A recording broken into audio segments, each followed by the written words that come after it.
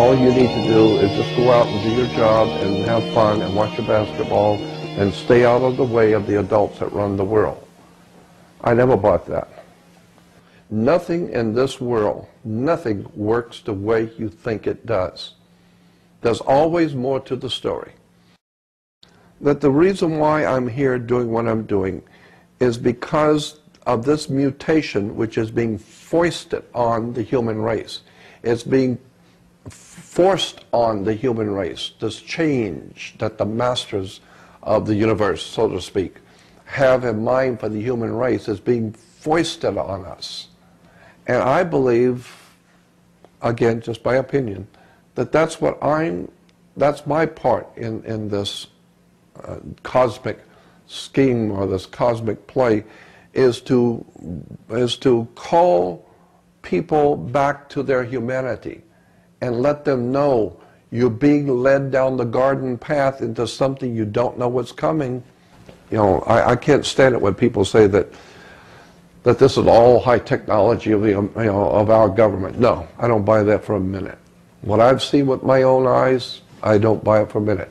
If it has anything to do with our government, then what I have actually witnessed with my own eyes, if it has to do with U.S. government, then it means that the U.S. government is in league with extraterrestrials, because what I saw is extraterrestrial in origin. But I am totally convinced that there is now on the earth, again, for a lack of a better term, alien presence, which are the enemies of the human race.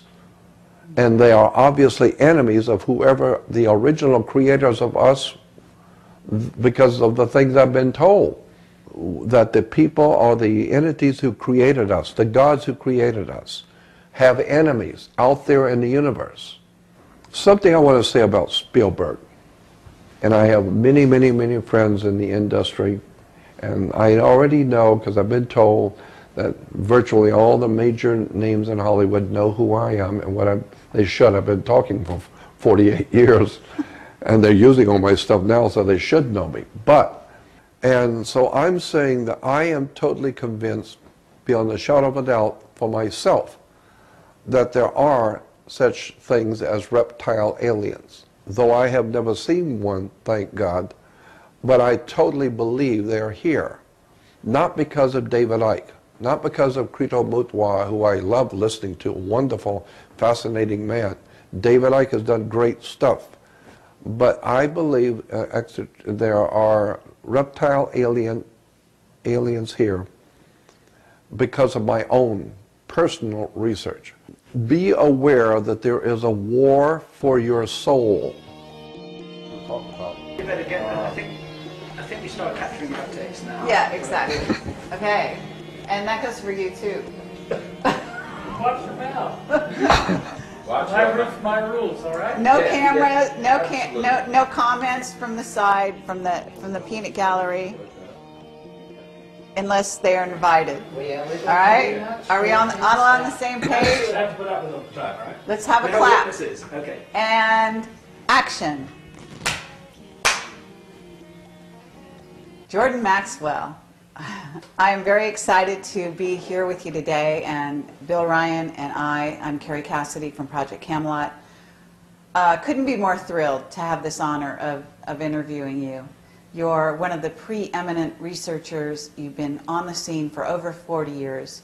I think you're really responsible for David Icke and Zecharia Sitchin and, I don't know, numerous others coming to the fore, talking about secret societies, the Illuminati, and really the powers that be behind the scenes.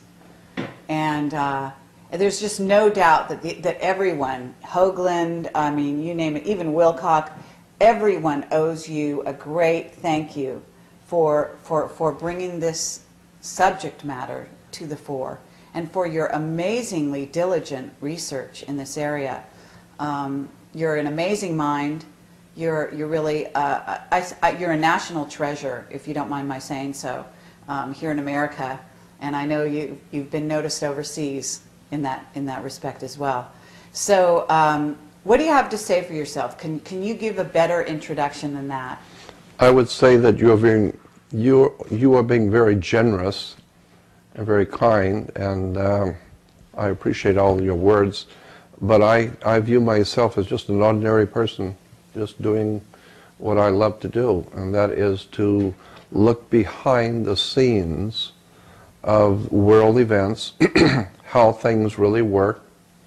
And I started doing this kind of research diligently. I grew up, even as a child, spending most of my time in the library where all the other kids were out playing. I was sitting in libraries, and so I've always been interested to know things that other people don't seem to even know exist. And I've always been interested in the secret side of life, all of the hidden things in the world that most people are not even aware of. I'm just fascinated with how much there is to know that most people don't even know exists. And so I grew up thinking that way, and by the time I was 19 years old, when I ended up in Los Angeles, I decided to dedicate my whole life to studying what I would call the world of the occult. The word occult simply means hidden. And so much of real knowledge and wisdom is hidden because the people who run this planet feel that true knowledge and wisdom of how the world really works is it's knowledge that you don't need to know. And all you need to do is just go out and do your job and have fun and watch your basketball and stay out of the way of the adults that run the world. I never bought that. When I was a child, I used to, of course, be happy when my family would have other families coming over to visit because they would bring their children and I would have people, I'd have kids to play with. But after dinner, the women would always end up in a group and they're talking women talk.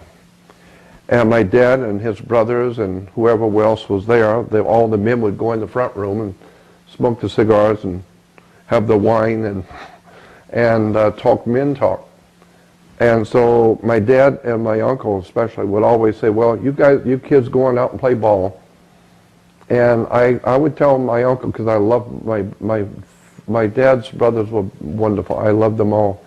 And so I would tell my uncle, I don't want to go out and play ball. I want to hear what you guys are talking about. Because I'm assuming if you want me to go out and play ball, that you're going to talk about something you don't want me to hear. I'm real curious to hear what you want to talk about that you don't want me to hear about. And so even as a kid... you used to say that to them. Yeah. Really, yeah. So you're incredibly precocious, basically. Yeah, and so what they would do is my uncle and my dad would say, well, we'll go out and play. We'll go out and play too. You know, acting like, okay, we don't need to talk about anything. So we would go out, and of course all the kids would now want to go out because my dad and my uncle is going to be playing with us. So we would all go out to play ball because now the adults were with us. And of course, about 10 minutes into the game, my dad would get tired, you know, because he works all day, so he's tired and that kind of story. So he comes in, and then my uncle a few minutes later would come in. But now the kids we're playing ball, so now we're happy. I see that today. the President of the United States goes to the opening ball game and he throws out the first ball. That's Daddy throwing out the first ball for all the kids to be there. And all the kids are watching their little silly ball games. And then, of course, they would shoot into the audience of the ball games, and you see the movie stars and big-name politicians there watching the game. And I thought, you know, I know what that is. It's just the guys who are running the planet want all the poor people, all the kids to know that we're adults who are running the world. We're human like you. We like to come out to the basketball game and see the ball games. And it kind of makes everyone feel kind of happy that our national leaders and our movie stars are like us. They love the ball games too. I never fell for that. I know what's going on. These guys couldn't care less. But it's just politics. It's just, you know, go out and let the people see that you are human like everyone else. I never bought it. I want to know about what these guys are talking about at 2 o'clock in the morning when everyone else is asleep. That's when these guys talk. Absolutely. Can you possibly feel comfortable enough to share what you shared with us last night about the meeting with that very special person? The one with yeah, I know what you're saying. I'm just trying to think, am I comfortable talking about it? I understand. Well, let me go on first and lay some more foundation. All right. So it didn't take me very long to figure out that so much of what is going on, humans are not being told. We are not being told the real truth. And I'm going to, a couple of things in particular I want you to know, and I want you to remember. Nothing in this world, nothing works the way you think it does. There's always more to the story. You hear about some marriage breaking up and a husband did this, a wife did that, and it's very obvious what happened. No, it's not obvious what happened. There's a lot more to the story you don't know. You don't know her background, her past. You don't know his past. You don't know what was going on in the family. You have no idea. So nothing is simple. This is why you have courts. So I found that nothing in this world operates the way you think it does. Banks do not loan money. Governments are not empowered to protect you. Police department is not there to serve you. Institutions of higher learning, colleges and educational institutes are not there to educate you. The entire superstructure of civilization in the Western world is a combination of brilliantly put together and planned, well-planned schemes to direct the minds of the people in such a way as to serve their masters. And I've known that for a long time. And one of the biggest tools in the hands of the masters who run this world is Hollywood. Hollywood is an incredible story. I've said this, and maybe many hearing me now have heard me say this, but I'll say it again, that the white man's establishment comes from Europe. And in northern, southern, well, all four, northeast, south, and western Europe, even at the time of the Roman Empire and before, that whole section of Europe that we call the center for the white man's presence on the earth was quite literally ruled over, ancient Europe was ruled over by a priesthood called the Druids. And the Druids were they were the ministers, the priests, the judges, the lawyers, they were the religious leaders. So there was a priesthood that dominated Europe. It still does. Europe is still a Druidic country. And America is a Druidic country. And unless you understand the Druidic system, then you're never going to figure out what's going on in America and England. But one of the most important symbols in the Druid system was a magic wand, like Merlin, the magician with the magic wand, and also the orchestra leaders and conductors always have a magic wand. And you had better play to the tune of the master. He directs you to play, and he directs you to stop with the magic wand. So you're dancing to his music, okay? Magic wands were always made out of the wood of a holly tree. It's made out of Hollywood. And Hollywood is a Druidic establishment. And the symbols, the words, the terms, the stories are designed. Think about it. Think about how Hollywood does what they do. I'm not saying they're evil. I'm just explaining how Hollywood works. You have, first of all, a story. So somebody has to write the story. All right? So now you've got a story. Now you have to give it to a screenwriter who's going to adapt that story, excuse me, adapt that story into a screenplay. Because you can't just tell the story. You have to design it to be a movie. Now, once you do that, then you're going to have the actors, very important actors, because you're going to need people to act the part, and so it doesn't mean that they actually have human feelings. No, they're being paid to act like they care, to act like they love someone. It's an act, and so you're paying actors to act out the part that the screenwriters have written. And you want to make sure the actors do it just right. So you have to have a director, and he's going to direct everything you say and do the way he wants it said. Then you have, of course, the producer, and he's also subjected to the executive producer who's producing the money.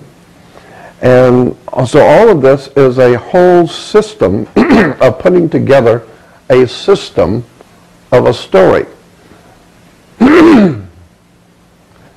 that tells you a story. It causes you to think in terms of what you just saw, so that people go out from the movie and think in their minds, this is the way you normally would react to a situation, the way that the guy in the movie did. And so that's why today, in the Western civilization, especially in the West, our ability to work with each other and live together as humans is so screwed up. Because we've been watching so much television and so many movies and so much silliness coming out of Hollywood, so much violence and sex and drugs and all the rest of it, that people have no idea in the world how to live anymore. They've lost their humanity. Okay, so you're saying that in many ways Hollywood movies and television are actually sort of doing behavior modification. Precisely. On people, to get them to behave in certain ways to think is socially acceptable, and then people actually go out and they act the way they're supposed to act rather than the way they really feel in any given situation. Exactly. Precisely. So it cements the social structure. That's it. And I do understand that. Would you also talk about how movies are revealing the Illuminati agenda? Oh, God, yes. What a story that is. Absolutely. Even more so than you know. Even more so than you suspect. I have been looking at one subject for, well, since 1967. In Glendale, California, let me preface this. In Glendale, California, in 1967, I was researching communism for a lecture I was going to give, and I went to a World Book Encyclopedia, and there was a picture of the national coat of arms of the Soviet Union and the Soviet flag. And that was in 67. Well, I started speaking to small little groups in 60. So for 7 years I'd already been talking to little mom and pop groups and little library rooms and all that, and little bookstores and all that kind of thing. But it was in 67 that I came across a symbol which was the national coat of arms of the Soviet Union. And I was familiar by that time with a particular term that the communists have used, the Nazis have used, the British have used, the Americans have used.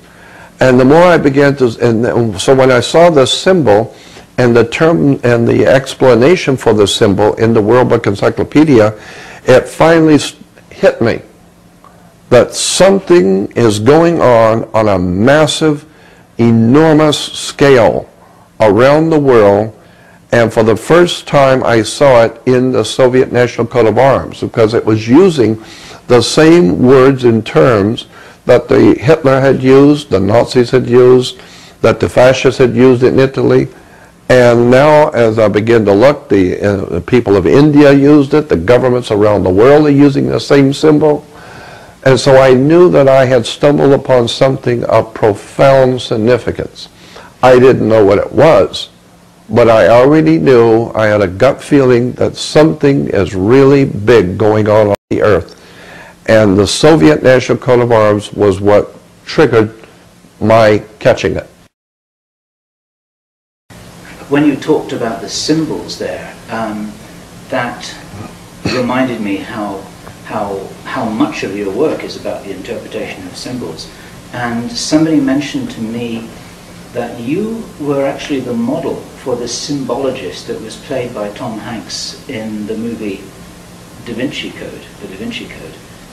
Can you say anything about that? Is it true that that was based on your work and on your personality and your research? Well, I'm not in a position to say for sure, because I'm not privy to, you know, how they came up with what they did in the movie. All I will say that is for sure and provable is that in 1991, I think it was, I did a presentation that was videotaped in Pasadena area at a bookstore, and the video is out all over the world. It's called The Basic Slide Presentation. And in that, that was back in 1991, Pasadena, I was introduced as an expert on secret societies and occult emblems and symbols of religion and government. And I walked up onto the stage, and it was a slide presentation that I was doing. And so I had the slide projector on, and the slide that was being projected on the screen, I left it on, you know, even before I started, just to have a picture for people to see when they came in. So the slide projector was already on, and the picture that was on the screen was the back of the dollar bill, the pyramid on the back of the dollar bill. And when I walked up onto the platform, I walked in front of the screen, so now it's being projected on me. That was on the movie. And then I started pointing to the symbols on the dollar bill and explaining the emblems of words. That's exactly the same scene that's in the movie. I remember it. It's very dramatic. Yeah, and go back and get my basic slide presentation back in '91, and it's the same identical thing. Imitation is the sincerest form of flattery. Right, I guess. Of course, I didn't get a check or anything. And then, of course, in 1992 or 93, something like that, I did a video called Matrix of Power, in which I talked about how the world is being manipulated behind the scenes by occult or magical symbols and words that are deceiving civilization, deceiving people. And then later on, a movie comes out called Matrix. But I had been talking about this, you know, this subject for many, many years before. Now, one thing a lot of people do not know is that I was going around, it can be told now, but I was going around to studios in the 70s and in the early 80s, especially in the 70s. I was going around to all the motion picture studios at nighttime, or groups, working class people in the studios would have me come in and do a presentation, slide projector, you know, just a little Mickey Mouse operation, slide projector, throw up a screen, and I would give lectures on Bible codes, Knights Templars, secret societies, and those kind of arcane subjects. And many times I would give lectures like that to just the working class people of the studio. And then sometimes we would rent some office within the studio lot where I could go and sit and talk with a bunch of people who are working at the studio. And I was just having fun talking about things I enjoyed. You know, they would order beer and pizza, we'd sit and talk, and I would do a 2 or 3 hour slide presentation on Bible codes, secret societies. And in '66, late '66, as I said before, I learned about the Illuminati as such.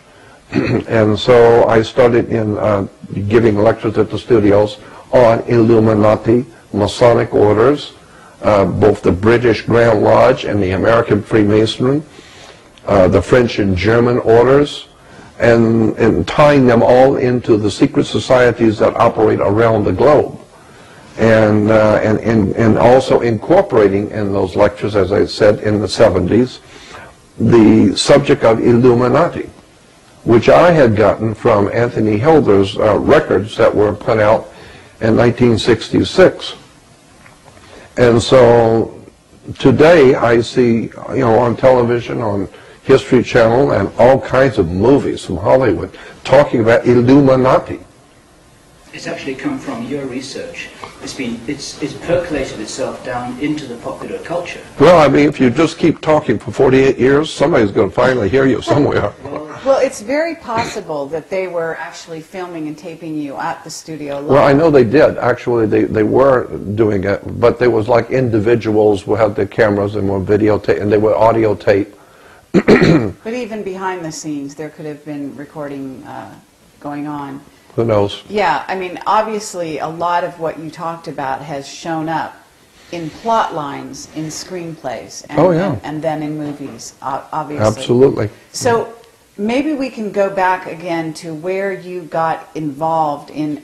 You were talking about the Soviet crest, and maybe we could pick up there.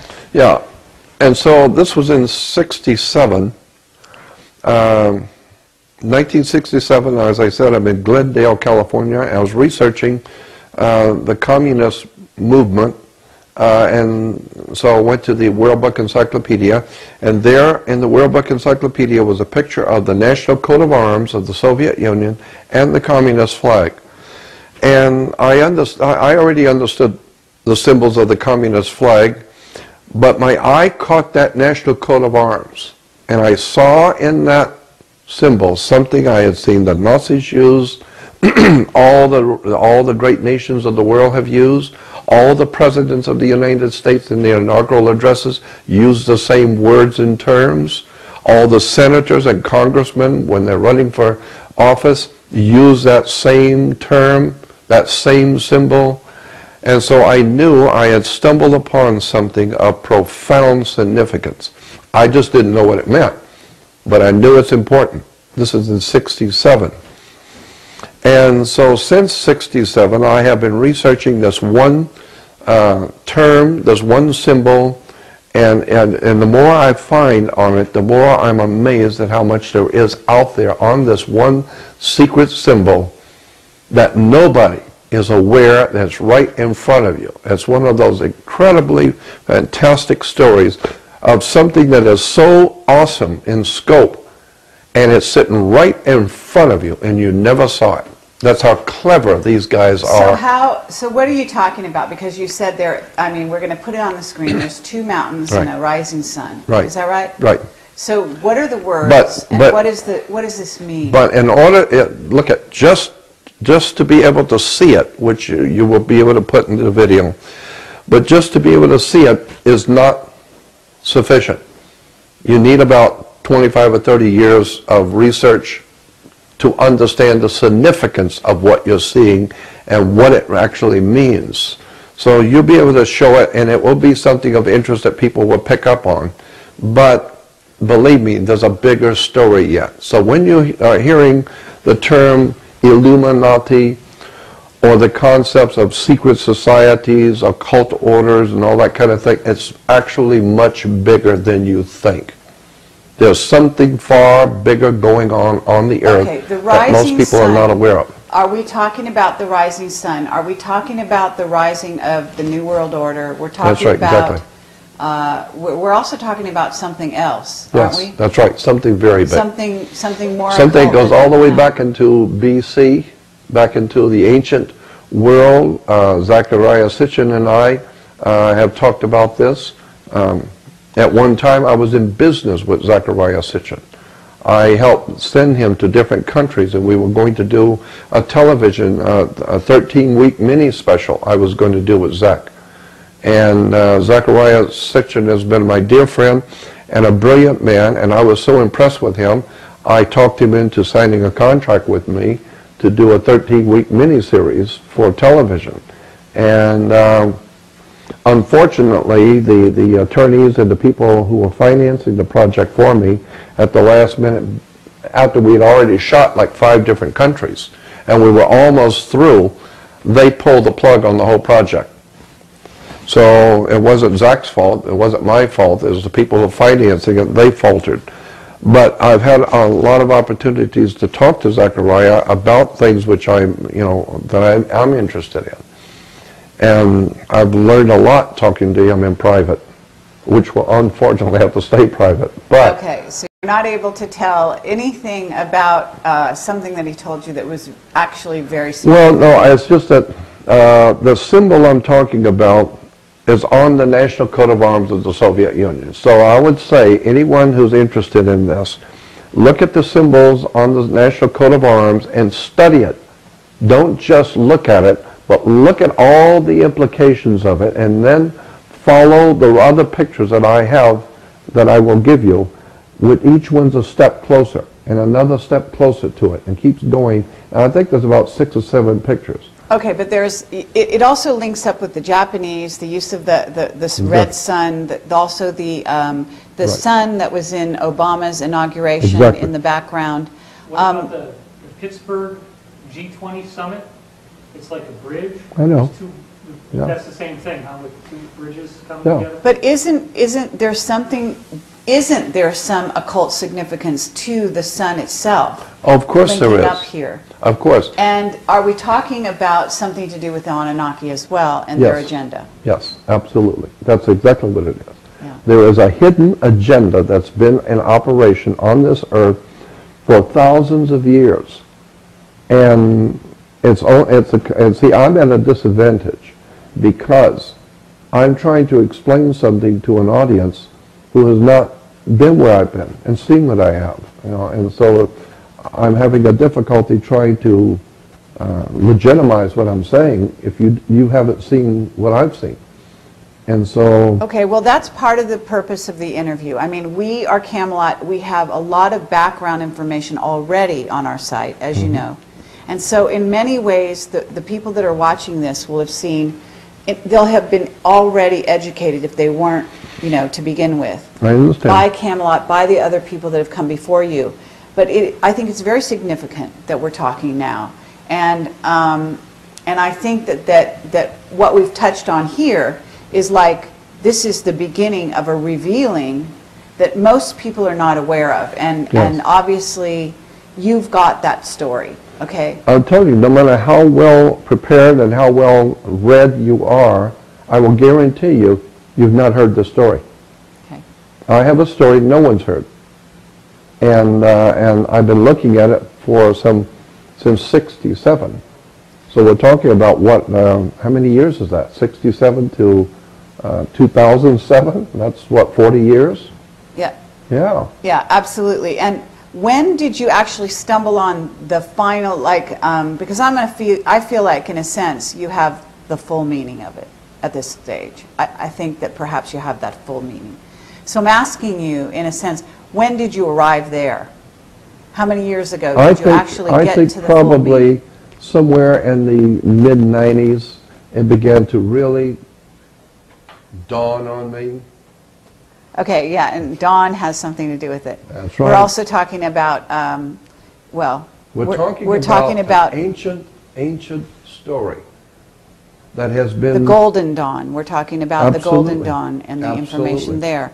But what... Much further back, but Golden Dawn was just one more step in a continuing flow of a particular idea, and as it moves into the last days of the world that we're living in, we are now entering into a new dispensation, I choose that term, dispensation of time, in which this symbol is going to be everywhere. Okay. And I would like to be able to give like a 2.5 to 3 hour presentation just on this one symbol. I had a motion picture producer, a rather successful motion picture producer, and I were talking about doing a movie, and he called it, after I gave him some of the information, he called it, let's call the movie The Symbol. And then we talked about it and said, well, maybe the hidden symbol. And I have the contract where he sent me, and here's the movie that we want to do, and we'll call it The Symbol, or The Hidden Symbol. And that never got done for all kinds of reasons. But then I see the new movie coming out with Dan Brown, The Hidden Symbol, and I'm thinking, these guys who are smart, intelligent in Hollywood, they are either knowledgeable on this symbol and are releasing it slowly but surely, or there's some kind of an understanding going on that people are starting to look at symbols more now and beginning to put the pieces together like I've been doing for 48 years. And now they are beginning to perceive what I'm talking about. But they haven't got there yet. And so it's a form of professional jealousy. I would like to be the one that presents my work before Warner Brothers gets a hold of it from somebody else. Well, I mean, here's your opportunity. So anything you hold back at this point, I mean, really, you do so at your own risk, in a sense. I understand. Because this is an opportunity, and we are really coming close to the juncture, I mean, 2012 and beyond, Right. where this agenda is really coming to the fore. I know. So And it's just not incredible. Yeah, watching I it. mean, it's amazing that you've been watching this thing with full For 40 years I've been watching it awareness coming. Right. as to each step, each rollout.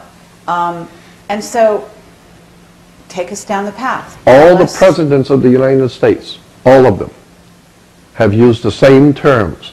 From George Washington, the terms he used and the things he said were taken directly from the ancient prehistoric world of the Anunnaki, the ancient gods, from the ancient Sumerians, Babylonians, Phoenician Canaanites, ancient Greece, ancient Rome. They all use the same word and the same term. Okay, what is the term? What are the terms? The term is the dawn of the new day. Okay. And the concept of the dawn of a new day is the sun rising between two mountains. And this goes back to the beginning of Christianity in the 4th century when Constantine codified the religion called Christianity. Christianity is nothing more than, in my opinion, Christianity is the most popular rendition of the ancient cult story. This ancient thing that for thousands of years has been hidden from people, but the masters of the world, the kings and rulers have all understood.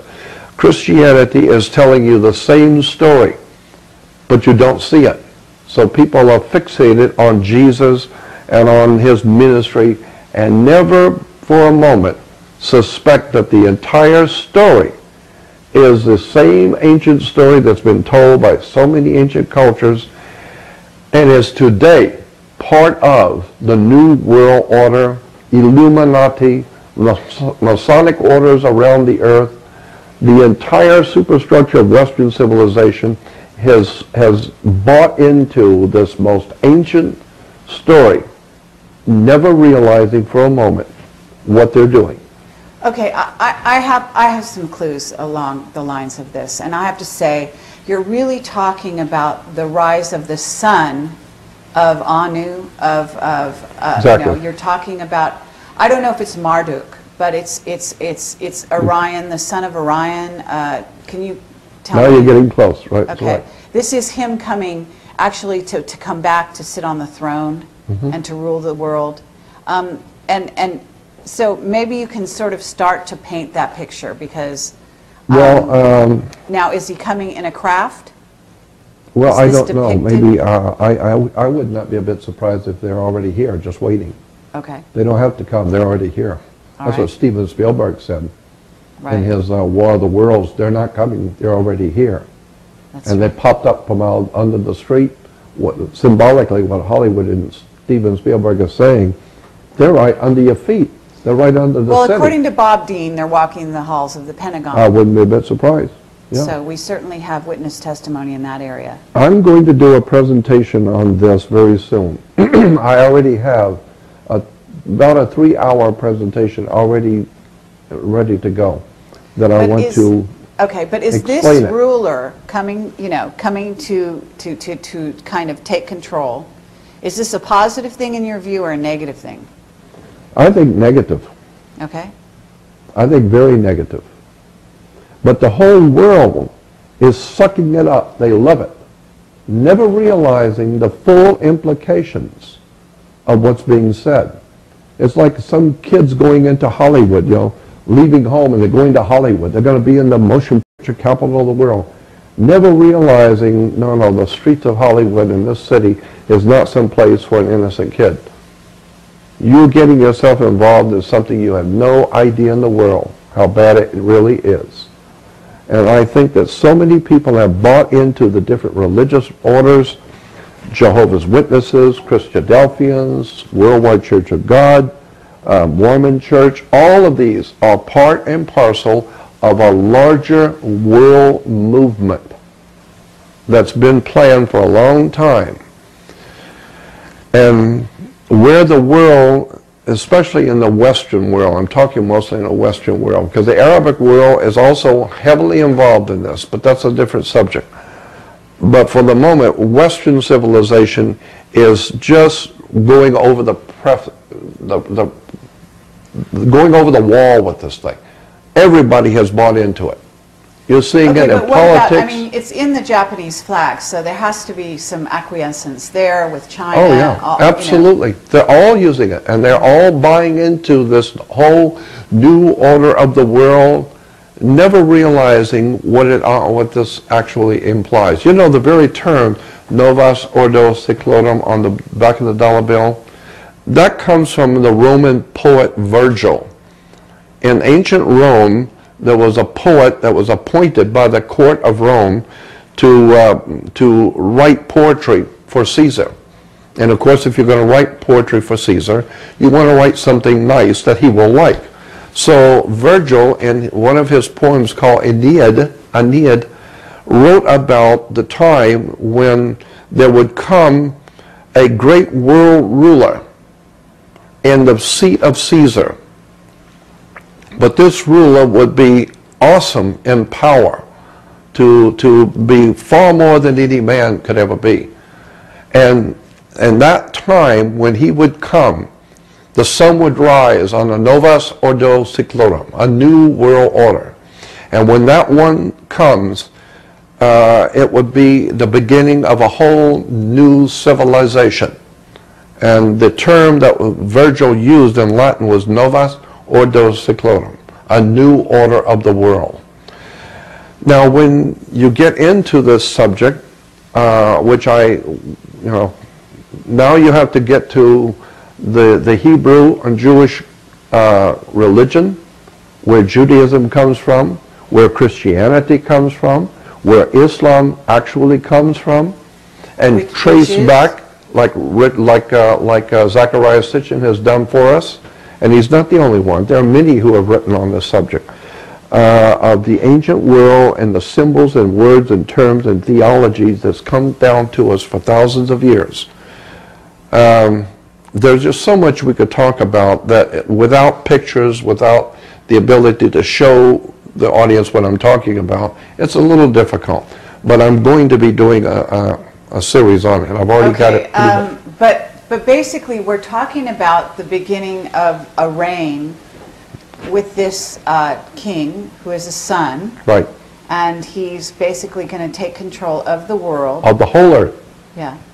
And the destiny of the human family, period. Okay.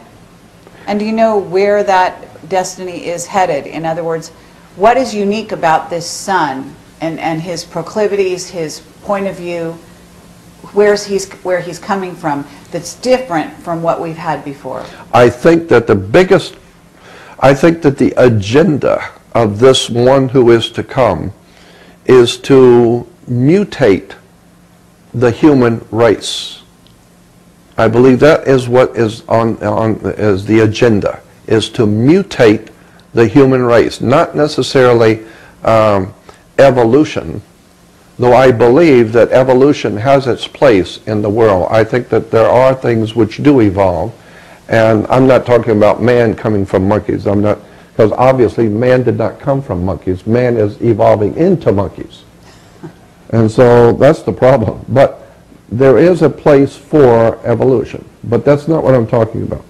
This ancient story coming from the ancient and prehistoric world has dominated all the cultures of the world.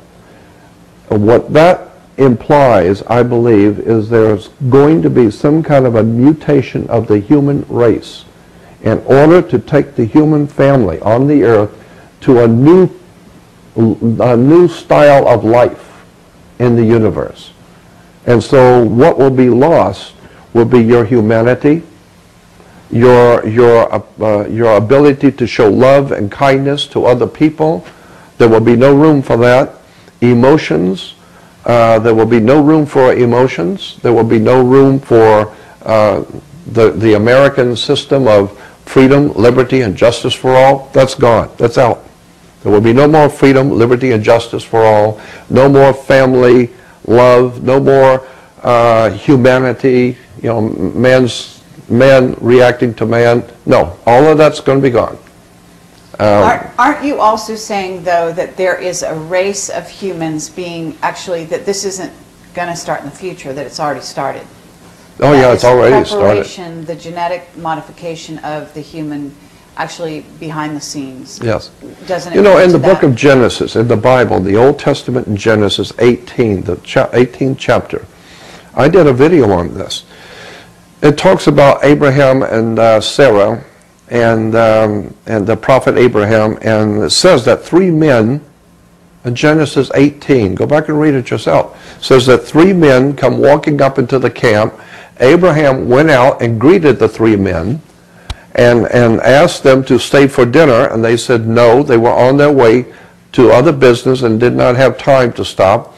And it says that Abraham insisted that they stay at least to have something to eat, and then they could go.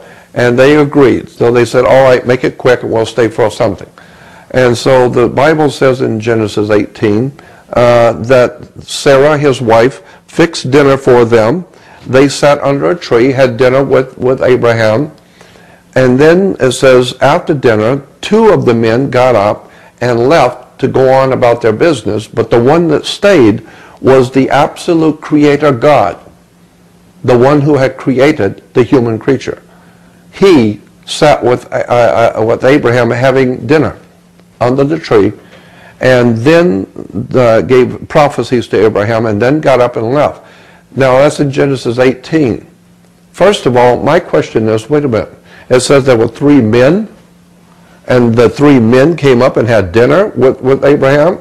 And then in Genesis 19, the following chapter, it says that those 2 men who had gotten up earlier and left were the 2 angels that went into Sodom and Gomorrah. And it says that when these 2 angels, or men, went into Sodom and Gomorrah, the homosexuals saw these guys, these 2 men, and thought that they were absolutely handsome, beautiful, good-looking men, and they were attracted to the homosexuals. We'll go read it in Genesis 19. But that tells me, if those were the same 2 men that were with Abraham having dinner, the scripture says they were absolutely handsome, good-looking, handsome men. And God, the Creator, is still sitting under the tree with Abraham having dinner.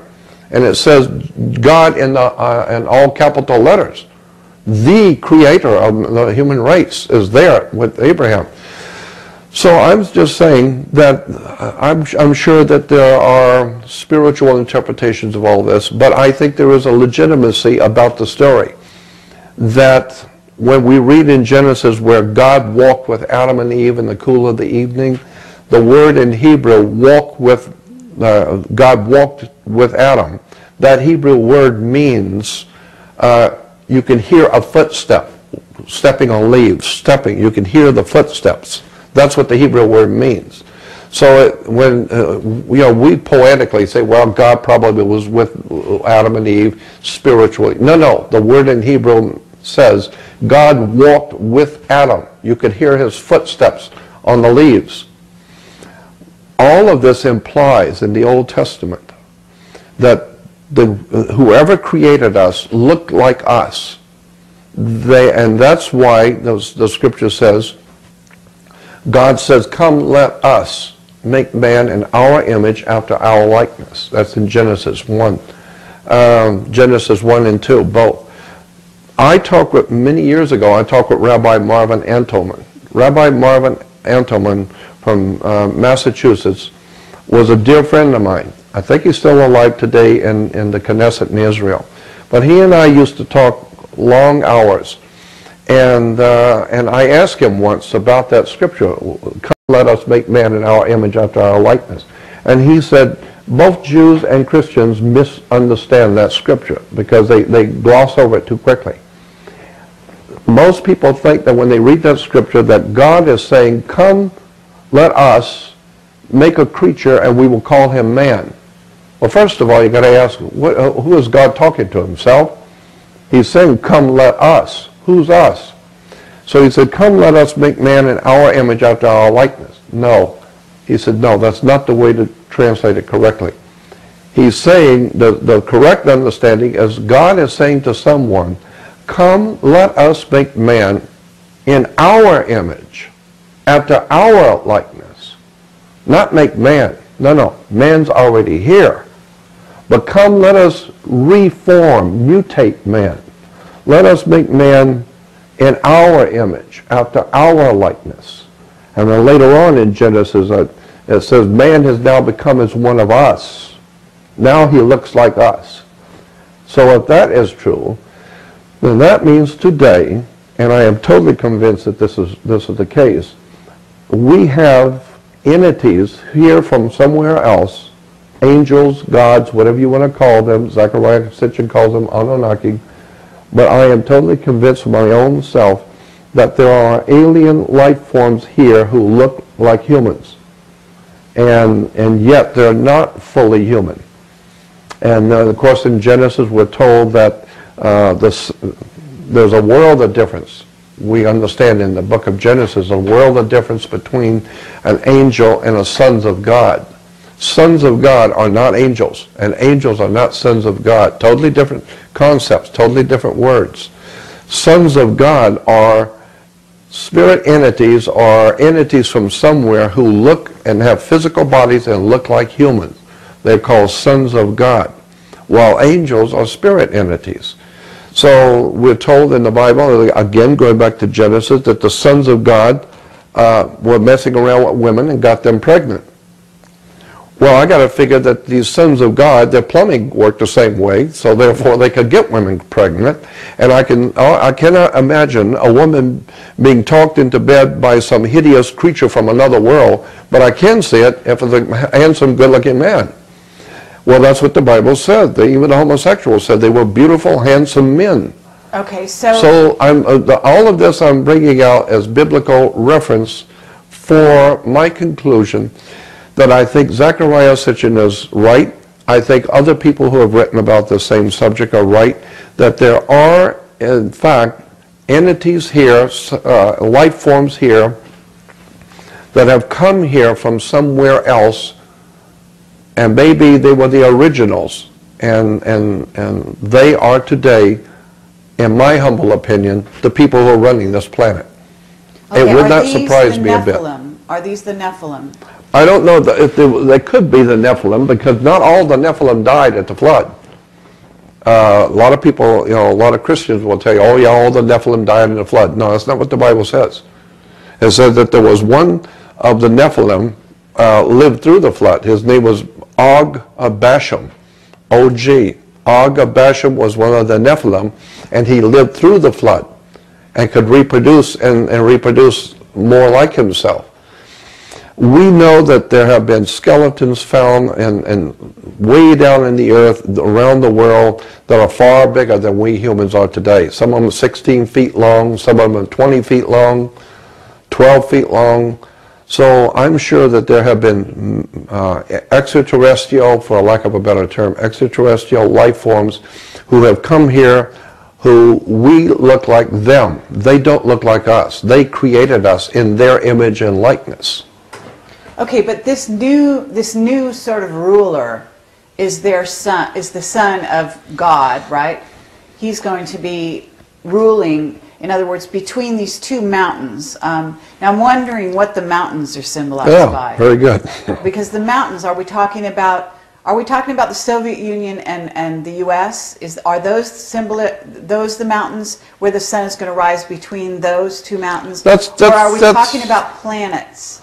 I think that we're talking about something deeper. The implications being that in all of the ancient world, there was always a concept in theologies of all the ancient cultures of the world used it, of twin towers, twin things, twin churches, twin towers.